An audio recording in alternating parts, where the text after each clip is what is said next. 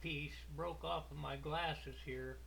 The way I fixed it was I took this Dremel, this is the diamond tip here, and it's about the same size as the wire on these nose pieces, and I drilled right into the metal, in through all the way,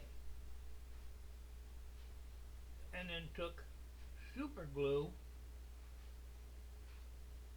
uh, and put right in there in that hole. The wire fit in the hole. You can see a little spot right there. That's where it drilled through right there. But you don't really notice it that much.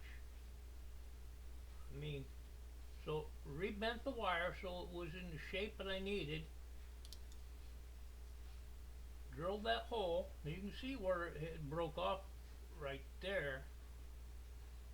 And my drill hole is about 1/8 of an inch up from that.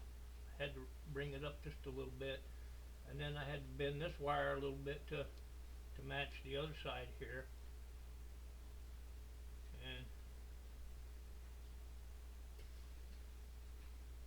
so I've repaired my glasses. I didn't think that would work, but it worked just fine.